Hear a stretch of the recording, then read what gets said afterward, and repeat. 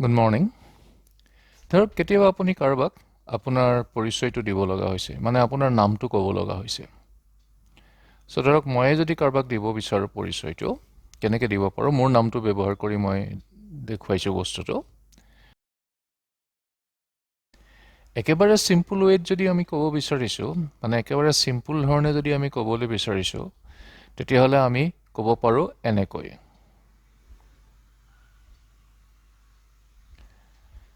এইটো আমি প্ৰনাউন্স কেনেকৈ কৰিম আমি উচ্চাৰণ কেনেকৈ কৰিম বা আমি কেনেকৈ ক'ম প্ৰথম শব্দটো এইটো উচ্চাৰণ সহজ মাই মাই ইয়াৰ পিছৰ শব্দটো এইটো উচ্চাৰণ কৰিব লাগিব এনেকৈ নেম নেম এইটোক এনেকৈ ক'ব নালাগে নেম নেম বুলি ক'লে তাৰ বানানটো হ'ব এনেকুৱা ওকে তো এইটো উচ্চাৰণ কৰে নেম গতিকে প্ৰথম দুটা শব্দ কি হ'ল মাই নেম তাৰপাছত তৃতীয় শব্দটো কি এইটো এইটো একেবাৰে সহজ আমি সকলোৱে জানো এইটোক প্ৰনাউন্স কৰে কেনেকৈ উচ্চাৰণ কেনেকৈ কৰে is is I S is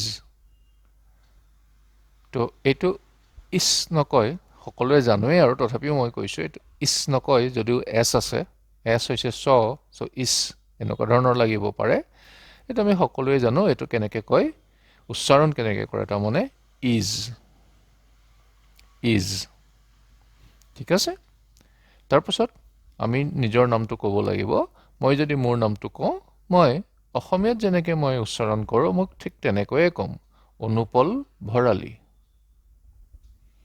গতিকে গোটেই চেণ্টেন্সটো মই কেনেকৈ ক'ম গোটেই বাক্যটো মই কেনেকৈ ক'ম my name is Anupal Bharali my name is Anupal Bharali ঠিক আছে অ'কে এইটো হৈছে আটাইতকৈ সাধাৰণ অৱস্থাত আটাইতকৈ চিম্পুল ৱেত আমি কেনেকৈ ক'ব পাৰোঁ সাধাৰণতে এইটো সেই স্কুলৰ প্ৰথম যেতিয়া ক্লাছকেইটাত ইংৰাজী শিকে তেতিয়া এনেকৈ ক'বলৈ শিকায় পিছলৈ আমি এনেকৈ নকওঁ পিছলৈ আপুনি এনেকৈ ক'ব পাৰিব কোৱাৰ এইটো এটা বেলেগ এটা ধৰণ আমি ক'ব পাৰোঁ এনেকৈ ইয়াতে নৰ্মেলি ক'বলৈ গ'লে আমি এনেকৈ ক'ব পাৰোঁ এনেকৈ আমি গোটেই বাক্যটো ক'ব পাৰোঁ আই am Anupal Bharali I am Anupal Bharali কিন্তু যেতিয়া আমি ইংলিছত কথা বতৰা ক'ম এইটো এনেকৈ নকয় আই এমটো লগাই দিব লাগে আই এম অনুপল ভৰালী গোটেই বাক্যটো কেনেকুৱা হ'ব আই এম অনুপল ভৰালী তো আই আৰু এমটো লগাই পেলাই একেলগে ক'ব লাগে এইটো ইংৰাজী কোৱাৰ এটা ধৰণ হয় অ'কে তো আই আৰু এম যেতিয়া একেলগে লগাই দিয়া হয় তেতিয়া লিখাও হয় এনেকৈ আৰু তাক উচ্চাৰণ কৰে এনেকৈ আই এম তাৰপাছত নামটো কৈ দিব লাগে আই এম অনুপল ভৰালী এইটো হৈছে প্ৰথমতে কোৱাতকৈ মাই নেম ইজ অনুপল ভৰালীতকৈ এইটো অকণমান বেছি ভাল শুনি আই এম অনুপল ভৰালী এতিয়া বেলেগ এটা উপায় হৈছে এনেকুৱা মানে বেলেগ এটা উপায় নহয় বেলেগ এটা কোৱাৰ ধৰণ এনেকুৱা মই যদি কাৰোবাৰ লগত চিনাকি হ'ব বিচাৰিছোঁ মোৰ পৰিচয়টো দিব বিচাৰিছোঁ আৰু মই তেওঁৰ লগত অলপ ইনফৰ্মেলি চিনাকি হ'ব বিচাৰিছোঁ বন্ধুত্বৰ নিচিনা বন্ধুৰ নিচিনা ধৰক তেওঁ মোৰ বন্ধু এজনৰ বন্ধু বা মোৰ চিনাকি কাৰোবাৰ বন্ধু অ'কে তেতিয়া মই এনেকৈ ক'ব পাৰোঁ আই am Anupal Bharali I am Anupal Bharali তাৰমানে মই বিচাৰিছোঁ মোৰ বন্ধুবিলাকে যেনেকৈ মোক অনুপল বুলি কয় সেই নতুন মানুহজনেও মোক অনুপল বুলি কওক সেইকাৰণে কৈছোঁ মই আই এম অনুপল ভৰালী প্ৰথমতে অনুপল শব্দটো কৈ লৈছোঁ তাৰপিছত মই পুৰা নামটো ৰিপিট কৰিছোঁ বা পুৰা নামটো কৈছোঁ অ'কে এইটো ধৰণতে আকৌ এনেকৈ ক'ব পাৰি। কেতিয়াবা এনেকুৱা হয়, কাৰোবাক যদি মই ক'ব বিচাৰিছোঁ মোৰ নামটো, কিন্তু মই বিচাৰিছোঁ তেওঁলোকে মোক ভৰালী বুলি কওক, অনুপল বুলি ক'ব নালাগে, মোক ভৰালী বুলি কওক। যেনেকৈ মোৰ ষ্টুডেণ্টৰ পেৰেণ্টছে আহি পেলাই যদি মোৰ লগত চিনাকি হয়, অ'কে, তেতিয়াহ'লে মই বিচাৰিম তেওঁলোকে মোক ভৰালী বুলি কওক। অ'কে, তেতিয়া মই কেনেকৈ ক'ম? Hello', I am Bharali, Anupal Bharali. কেনেকৈ ক'লোঁ? Hello', I am Bharali, Anupal Bharali. তাৰমানে মই তেওঁলোকক কৈ আছোঁ, অকণমান পাক লগাই কৈছোঁ, ইন দ্য চেন্স মানে মই কৰাৰ ধৰণতে তেওঁলোকে বুজি পাব তেওঁলোকে মোক কি বুলি কোৱাটো মই বিচাৰোঁ, ভৰালী। মই ইয়াত হাই ইউজ নাই কৰা, ইমান ইনফৰ্মেল হোৱা নাই, হেল্ল' কৈছোঁ, অলপ ফৰ্মেল। কিন্তু একেবাৰে মাই নেইম ইজ এনেকৈ নাই কোৱা। মই কৈছোঁ, কেনেকৈ কৈছোঁ? Hello', I am Bharali, Anupal Bharali. বুজি পাইছে কথাটো? এইটো এটা বেলেগ ধৰণ। আৰু এটা ধৰণ হৈছে এনেকুৱা, এই ধৰণটোক আমি ইনফৰ্মেলি এনেকৈ ক'ব পাৰোঁ। আমি ইনফৰ্মেলি ক'ব বিচাৰিছোঁ, ইনফৰ্মেলি চিনাকি হ'ব বিচাৰিছোঁ, তেতিয়া আমি এনেকৈ ক'ব পাৰোঁ, hi, I am Anupal Bharali, friends call me Anupal. Hi, I am Anupal Bharali, friends call me Anupal. তাৰমানে মই কৈ আছোঁ যে মোৰ নাম অনুপল ভৰালী আৰু মোৰ বন্ধুসকলে মোক অনুপল বুলি মাতে। তেতিয়া নতুন মানুহজনে কি বুজিব, যাৰ লগত মই চিনাকি হৈ আছোঁ, তেওঁ বুজিব, তেওঁ যদি মোক লগত বন্ধুত্বৰ নিচিনাকৈ থাকিব বিচাৰে, মোৰ বন্ধুৰে যেনেকৈ মোক লগত কথা বতৰা পাতে তেনেকৈ কথা বতৰা পাতিব বিচাৰে, তেতিয়া মোক তেওঁ অনুপল বুলি মাতিব। কাৰণ মই কি কৈ আছোঁ? I am Anupal Bharali, I am Anupal Bharali, my friends call me Anupal. কাৰণ মোৰ বন্ধুবিলাকে মোক অনুপল বুলি কয়। গতিকে সেই নতুন মানুহজনেও মোক যদি বন্ধুত্বৰ নিচিনা ব্যৱহাৰ কৰিব বিচাৰে, বন্ধুৰ নিচিনা ব্যৱহাৰ কৰিব বিচাৰে, তাৰমানে তেতিয়া তেওঁ মোক কি ক'ব? অনুপল বুলি মাতিব। আৰু যদি তেওঁ ভাবে নাই, ইমান বন্ধুৰ নিচিনাকৈ মই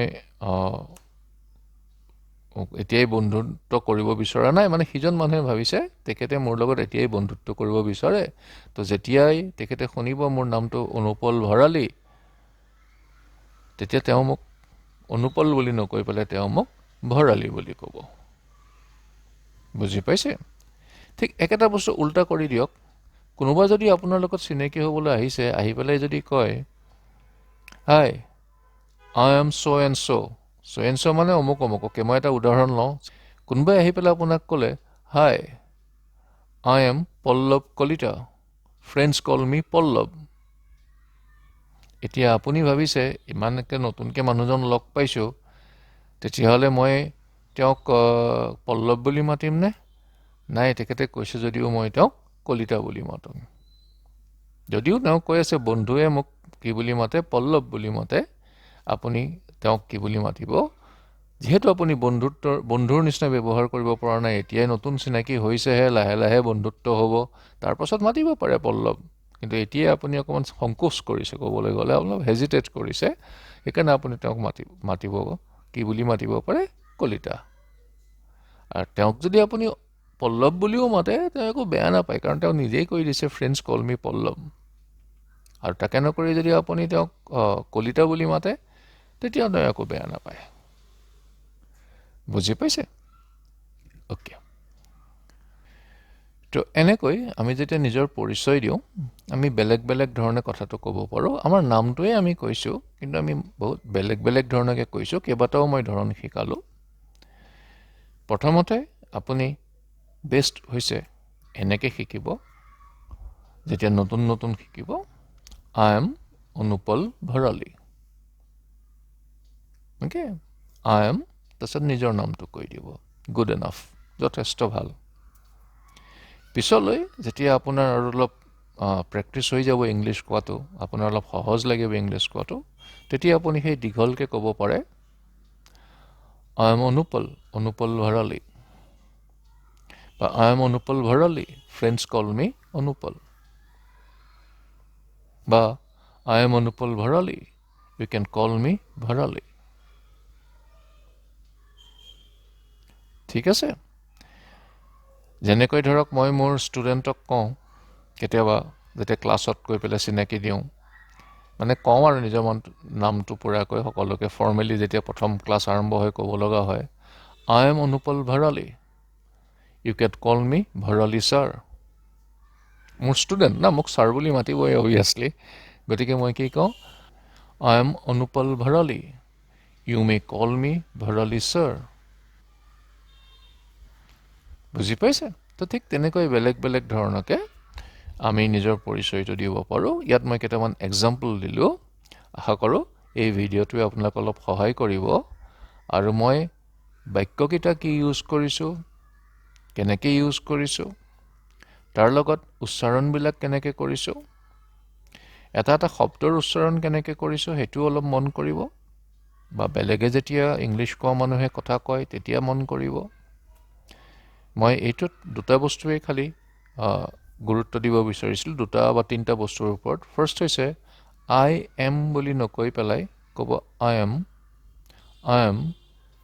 নেক্সট নেম বুলি নকৈ পেলাই কি ক'ব লাগে নেম NAME গতিকে এইটোক কোৱা হয় বা এইটোক উচ্চাৰণ কৰা হয় নেম যেনেকৈ আগৰ এটা ভিডিঅ'ত কৈছিলোঁ এই শব্দটোৰ উচ্চাৰণ হৈছে ৰেট RATE লাষ্টত ই এটা আছে নহয় সেইকাৰণে হৈ গৈছে ৰেট নহয় ঠিক তেনেকৈ এইটোত NAME লাষ্টত ই এটা আছে নহয় সেইকাৰণে নেম নহয় এইটো সাধাৰণতে আমি চবেই জানো কিন্তু আমি নেম বুলি কওঁ সকলোৱে শুদ্ধকেই কয় তথাপিও মই বস্তুটো শিকাইছোঁ চাওক ৰেট যেনেকৈ হয় এইটো ঠিক তেনেকৈ নেম যেনেকৈ ঘৰৰ আমাৰ যিখন অসমীয়াত আমি গেট বুলি কওঁ ইংৰাজীত তাক ক'ব লাগিব